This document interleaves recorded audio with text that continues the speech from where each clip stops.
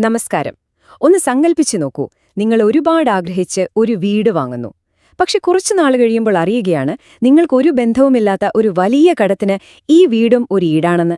എന്തു ചെയ്യും ആ ഒരു സാഹചര്യത്തില്?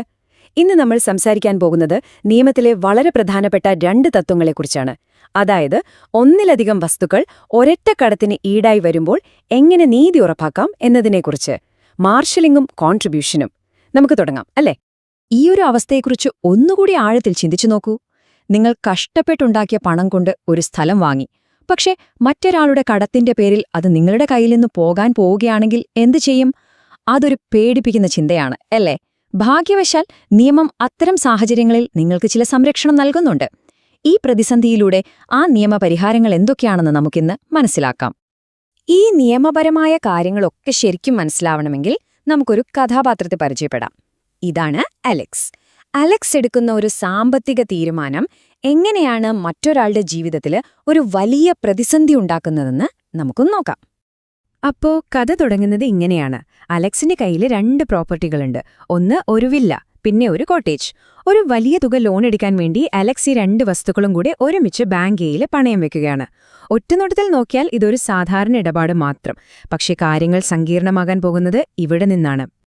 ഇനിയിപ്പോ ഇവിടെയാണ് ശരിക്കും കഥ മാറുന്നത്.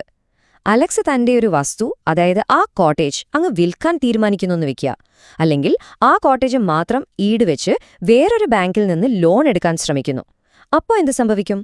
ആ കോട്ടേജ് വാങ്ങുന്ന ആൾക്കോ അല്ലെങ്കിൽ രണ്ടാമത് ലോൺ കൊടുക്കുന്ന ബാങ്കിനോ എന്തുറപ്പാണ് കിട്ടുക? ഇവിടെയാണ് നിയമം ഒരു സംരക്ഷകനായിട്ട് കടന്നുവരുന്നത്. ഈ പ്രശ്നത്തിനുള്ള നിയമപരമായൊരു പരിഹാരമാണ് മാർഷലിംഗ്. ഇത് പിന്നീട് ആ ഇടപാടിലേക്ക് വരുന്ന ആളുകൾക്ക് നിയമം നൽകുന്ന ഒരു നീതിയുടെ കവചം പോലെയാണ്. കടം ഈടാക്കുന്നതിന് ഒരു ന്യായമായ ക്രമം വേണമെന്ന് മാർഷലിംഗ് ഉറപ്പുവരുത്തുന്നു. അപ്പോ എന്താണ് ഈ മാർഷലിംഗ് എന്ന് പറഞ്ഞാൽ? വളരെ ലളിതമാണ്. ഒന്നിലധികം വസ്തുക്കൾ ഈടായി വെച്ചിട്ടുണ്ടെങ്കിൽ കടം കൊടുത്തയാൾക്ക്, അതായത് ബാങ്കിന്, തോന്നിയ പോലെ ഏതെങ്കിലും ഒരു വസ്തു എടുത്ത് വിറ്റ് പണം ഈടാക്കാൻ പറ്റില്ല. പിന്നീട് ആ ഇടപാടിലേക്ക് വന്ന വാങ്ങരുകാരനെയോ അല്ലെങ്കിൽ രണ്ടാമത്തെ കടക്കാരനെയോ സംരക്ഷിക്കാൻ വേണ്ടി ഏത് വസ്തുവിൽ നിന്നാണ് ആദ്യം പണം ഈടാക്കേണ്ടത് എന്ന് നിയമം ഒരു ക്രമം നിശ്ചയിക്കുന്നു. ഇതാണ് മാർഷലിംഗിന്റെ പ്രധാന ആശയം. നമുക്ക് തിരിച്ച് നമ്മുടെ കഥയിലേക്ക് വരാം. അലക്സ് ആ കോട്ടേജ് ബെന്നില് വിറ്റു. കുറച്ചു കഴിഞ്ഞപ്പോൾ അലക്സ് ബാങ്ക് എയിലെ ലോൺ അടയ്ക്കുന്നതിൽ ഒരു വീഴ്ച വരുത്തി. അപ്പോൾ ബാങ്ക് എന്തു ചെയ്യും? അവര് നേരെ ബെന്നിന്റെ അടുത്തേക്ക് വരുന്നു. എന്നിട്ട് പറയുന്നു, അലക്സിന്റെ കടത്തിന് നിങ്ങൾ വാങ്ങിയ ഈ കോട്ടേജ് ഞങ്ങൾക്ക് വേണം. ഒന്ന് ആലോചിച്ചു നോക്കൂ. അലക്സിന്റെ കടത്തിന് ബെൻ ഉത്തരവാദിയാകുന്നു. ഈ അനീതിക്കെതിരെ ബെന്നിന് എന്തു ചെയ്യാൻ പറ്റും? നീതി തേടുന്നവൻ നീതി ചെയ്യണം. ഈ ഒരു നിയമതത്വമാണ് മാർഷലിംഗിന്റെ ആത്മാവ്. അതായത്, ബാങ്കിന് അവരുടെ പണം തിരികെ കിട്ടാൻ അവകാശമുണ്ട്. ശരിയാണ്. എന്നാൽ ആ അവകാശം ഉപയോഗിക്കുമ്പോൾ ബെന്നിനെ പോലെ നിരപരാധിയായ ഒരാളുടെ താൽപ്പര്യങ്ങളെ ഹനിക്കരുത്. എല്ലാവർക്കും നീതി കിട്ടണം. അതാണ് ലക്ഷ്യം. ഇവിടെയാണ് ബെന്നിന് മാർഷലിംഗ് എന്ന അവകാശം തുണയാവുന്നത്. ബെന്നിന് നിയമപരമായി ബാങ്കിനോട് ഇങ്ങനെ പറയാം: നിങ്ങൾക്ക് പണം തരേണ്ടത് അലക്സാണ്. അദ്ദേഹത്തിന്റെ മറ്റൊരു വസ്തുവായ വില്ല ഇപ്പോഴും നിങ്ങളുടെ കയ്യിൽ ഈടായിട്ടുണ്ട്. അതുകൊണ്ട് ആദ്യം നിങ്ങൾ ആ വില്ല വിട്ട് നിങ്ങളുടെ കടം ഈടാക്കാൻ നോക്കൂ. അതിൽ നിന്ന് മുഴുവൻ പണവും കിട്ടിയില്ലെങ്കിൽ മാത്രം മതി എന്റെ കോട്ടേജിന്റെ അടുത്തേക്ക് വരുന്നത്. ഇത് ബെന്നിന് നിയമം നൽകുന്ന വളരെ ശക്തമായ ഒരു പരിരക്ഷയാണ്. ശരി, അപ്പോ ഈ സംരക്ഷണം ബെന്നിനെ പോലൊരു വാങ്ങുന്നയാൾക്ക് മാത്രമാണോ കിട്ടുക? അല്ല. രണ്ടാമത് വരുന്ന കക്ഷി ആരാണ് എന്നതിനെ ആശ്രയിച്ച്, അതായത് ഒരു വാങ്ങലുകാരനാണോ അതോ മറ്റൊരു ബാങ്കാണോ എന്നതിനെ ആശ്രയിച്ച് നിയമം 2 തരം മാർഷലിംഗ് പറയുന്നുണ്ട്. നമുക്ക് ആ വ്യത്യാസം എന്താണെന്ന് നോക്കാം. ഈ വ്യത്യാസം വളരെ പ്രധാനപ്പെട്ടതാണ്. വസ്തു കൈമാറ്റ നിയമത്തിലെ, അതായത് ട്രാൻസ്ഫർ ഓഫ് പ്രോപ്പർട്ടി ആക്ടിലെ സെക്ഷൻ 56 അനുസരിച്ച് ബെന്നിനെ പോലുള്ള സാധാരണ വാങ്ങുന്ന ആൾക്കാണ് സംരക്ഷണം. എന്നാൽ സെക്ഷൻ 81 സംരക്ഷിക്കുന്നത് രണ്ടാമത് വരുന്ന ഒരു പണയക്കാരനെയാണ്, അതായത് മറ്റൊരു ബാങ്കിനെ. ഒരു ഉദാഹരണം പറയാം. അലക്സ് കോട്ടേജ് ബെന്നിന് വിൽക്കുന്നതിനു പകരം അതുമാത്രം ബാങ്ക് ബിക്ക് പണയം വെച്ച് വേറൊരു ലോൺ എടുത്തുവെന്ന് വയ്ക്കുക. അലക്സ് ആദ്യത്തെ ബാങ്കായ ബാങ്ക് എയുടെ പണം കൊടുത്തില്ലെങ്കിൽ രണ്ടാമത്തെ ബാങ്കായ ബാങ്ക് ബിക്ക് ഈ മാർഷലിംഗ് അവകാശം ഉപയോഗിക്കാം. എന്നിട്ട് ബാങ്ക് എയോട് ആദ്യം വിൽക്കാൻ ആവശ്യപ്പെടാം. എന്തിനാണത്? കാരണം ബാങ്ക് ബിയുടെ ഈടായ കോട്ടേജ് സംരക്ഷിക്കാൻ വേണ്ടി. അപ്പോ രണ്ടിലെയും ലക്ഷ്യം സംരക്ഷണം തന്നെ. പക്ഷേ ഒന്ന് വാങ്ങലുകാരനെയും മറ്റൊന്ന് രണ്ടാമത്തെ കടക്കാരനെയും സംരക്ഷിക്കുന്നു. അപ്പോൾ മാർഷലിംഗ് വെച്ച് നമ്മൾ ബെന്നിനെ രക്ഷിച്ചു. ബാങ്കിന് അവരുടെ പണം വില്ല വിറ്റ് കിട്ടുകയും ചെയ്തു. പുറത്തുനിന്നുള്ള പ്രശ്നം കഴിഞ്ഞു. പക്ഷേ കഥ ഇവിടെ തീരുന്നില്ല. ഇപ്പോ അലക്സിന്റെ വസ്തുക്കൾക്കിടയിൽ അകത്ത് പുതിയൊരു ചോദ്യം വരികയാണ്. ഒന്നാലോചിച്ചു നോക്കൂ. അലക്സിന്റെ 2 വസ്തുക്കളും, വില്ലയും കോട്ടേജും, ഒരേ കടത്തിന് ഒരുപോലെ ഉത്തരവാദികളായിരുന്നു. എന്നാൽ കടം വീട്ടാൻ വേണ്ടി വില്ല മാത്രം പൂർണ്ണമായി വിറ്റുപോയി. ഇത് ശരിയാണോ?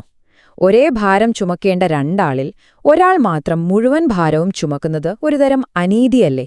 ഈ ആന്തരികമായ നീതി ഉറപ്പാക്കാനാണ് കോൺട്രിബ്യൂഷൻ എന്ന ആശയം വരുന്നത്. കോൺട്രിബ്യൂഷൻ അഥവാ വിഹിതം നൽകൽ എന്നതിന്റെ അടിസ്ഥാന തത്വം ഇതാണ്. ഒരു പൊതുകടം വീട്ടാനായി ഒന്നിലധികം വസ്തുക്കൾ ഈടായി വെച്ചിട്ടുണ്ടെങ്കിൽ ആ കടത്തിന്റെ ഭാരം ഓരോ വസ്തുവും അതിന്റെ വില അനുസരിച്ച് ആനുപാതികമായി പങ്കുവെക്കണം. ഒരു വസ്തുവിന്റെ മാത്രം തലയിൽ കടം മുഴുവനായി വെച്ചുകെട്ടാൻ പാടില്ല. ഇത് വസ്തുക്കൾക്കിടയിലുള്ള ഒരുതരം നീതിയാണ്. ഈ ചാർട്ട് നോക്കിയാൽ സംഭവം സിമ്പിളായി മനസ്സിലാകും. ഇവിടെ ഒരു പൊതുകടം 3 വസ്തുക്കൾക്കിടയിൽ വീതിച്ചിരിക്കുകയാണ്. ഓരോ വസ്തുവും അതിന്റെ വിലയനുസരിച്ച് കടത്തിന്റെ 33% വീതം വഹിക്കാൻ ബാധ്യസ്ഥനാണ്. ഇനി ഒരൊറ്റ വസ്തു വിറ്റാണ് കടം മുഴുവൻ തീർത്തതെങ്കിലും ആ വസ്തുവിന്റെ ഉടമയ്ക്ക് മറ്റു വസ്തുക്കളുടെ ഉടമകളിൽ നിന്ന് അവരുടെ വിഹിതം നിയമപരമായി ചോദിച്ചു വാങ്ങാം. ഭാരം തുല്യമായി പങ്കിടുന്നു എന്ന് ഉറപ്പാക്കുകയാണ് കോൺട്രിബ്യൂഷൻ ചെയ്യുന്നത്. പക്ഷേ ഇവിടെ വളരെ പ്രധാനപ്പെട്ട ഒരു നിയമമുണ്ട്. കോൺട്രിബ്യൂഷൻ എന്ന അവകാശത്തിന് മുകളിലാണ് എപ്പോഴും മാർഷലിംഗ് എന്ന അവകാശം. അതായത് മാർഷലിംഗിനാണ് 1ാം സ്ഥാനം. ആദ്യം നമ്മൾ സംരക്ഷിക്കേണ്ടത് ബെന്നിനെപ്പോലൊരു നിരപരാധിയായ പുറത്തുനിന്നുള്ള ആളെയാണ്. അതിനുശേഷം ബാങ്കിന് പണം കിട്ടിക്കഴിഞ്ഞാൽ ബാക്കിയുള്ള വസ്തുക്കളുടെ ഉടമകൾക്ക് വേണമെങ്കിൽ അവർക്കിടയിൽ കോൺട്രിബ്യൂഷൻ വഴി കണക്ക് തീർക്കാം. ചുരുക്കി പറഞ്ഞാൽ പുറത്തുള്ളവരുടെ സംരക്ഷണത്തിനാണ് പ്രഥമ പരിഗണന. ഇപ്പോൾ നമ്മൾ ഈ 2 ആശയങ്ങളും എന്താണെന്ന് പഠിച്ചു കഴിഞ്ഞു. ഇനി നമുക്കിവയെ നേർക്കുനേർ നിർത്തി അവയുടെ പ്രധാന വ്യത്യാസങ്ങൾ എന്തെല്ലാമാണെന്ന് നോക്കാം. ഇത് മനസ്സിലാക്കിയാൽ ഈ വിഷയം നിങ്ങൾക്ക് പൂർണ്ണമായി വ്യക്തമാകും. ഈ പട്ടിക നോക്കൂ. ഇത് ഈ 2 തത്വങ്ങളും തമ്മിലുള്ള വ്യത്യാസം വളരെ കൃത്യമായി പറയുന്നുണ്ട്. ചുരുക്കി പറഞ്ഞാൽ മാർഷലിംഗ് പുറത്തുനിന്നുള്ളവരെ, അതായത് വാങ്ങലുകാരെയോ രണ്ടാമത്തെ കടക്കാരെയോ സംരക്ഷിക്കുന്നു. എന്നാൽ കോൺട്രിബ്യൂഷൻ അകത്തുള്ള സഹ ഉടമകൾക്കിടയിൽ നീതി ഉറപ്പാക്കുന്നു. മാർഷലിംഗ് കടം ഈടാക്കേണ്ട ക്രമം അഥവാ ഓർഡർ നിശ്ചയിക്കുമ്പോൾ കോൺട്രിബ്യൂഷൻ കടത്തിന്റെ ഭാരം എങ്ങനെ പങ്കിടണം എന്ന് തീരുമാനിക്കുന്നു. ഒന്ന് ക്രമത്തെക്കുറിച്ചാണ്, മറ്റൊന്ന് പങ്കുവെക്കലിനെക്കുറിച്ചാണ്. ഇത് ഓർത്തുവെക്കാൻ ഒരു എളുപ്പവഴിയുണ്ട്. മാർഷലിംഗ് ഒരു റെസ്റ്റോറന്റിലെ ക്യൂ പോലെയാണ്. ആരാണ് ആദ്യം ഓർഡർ ചെയ്യേണ്ടത് എന്ന് തീരുമാനിക്കുന്നു. എന്നാൽ കോൺട്രിബ്യൂഷൻ ആ റെസ്റ്റോറന്റിലെ ബിൽ കൂട്ടുകാർ എല്ലാവരും കൂടി ഷെയർ ചെയ്തു കൊടുക്കുന്നത് പോലെയാണ്. ഒന്ന് മുൻഗണനാക്രമം, മറ്റൊന്ന് ഭാരം പങ്കുവയ്ക്കൽ. ഇപ്പൊ വ്യക്തമായില്ലേ? നൂറ്റാണ്ടുകൾക്കു മുൻപ് രൂപം കൊണ്ട ഈ നിയമതത്വങ്ങൾ ഇന്നത്തെ ഡിജിറ്റൽ ബാങ്കിങ്ങിന്റെയും സങ്കീർണമായ റിയൽ എസ്റ്റേറ്റ് ഇടപാടുകളുടെയും ലോകത്ത് ഇപ്പോഴും എത്രത്തോളം പ്രസക്തമാണെന്നൊന്ന് ചിന്തിച്ചു നോക്കൂ. സാമ്പത്തിക ഇടപാടുകൾ എത്രയൊക്കെ സങ്കീർണമായാലും അടിസ്ഥാനപരമായ നീതിയും ന്യായവും ഉറപ്പാക്കാൻ നിയമത്തിന് അതിൻ്റേതായ വഴികളുണ്ട് എന്നതിന്റെ ഏറ്റവും നല്ല ഉദാഹരണങ്ങളാണ് മാർഷലിംഗും കോൺട്രിബ്യൂഷനും. ഈ വിശദീകരണം നിങ്ങൾക്ക് ഉപകാരപ്പെട്ടുവെന്ന് വിശ്വസിക്കുന്നു. അടുത്ത തവണ പുതിയൊരു വിഷയവുമായി കാണണം. നന്ദി.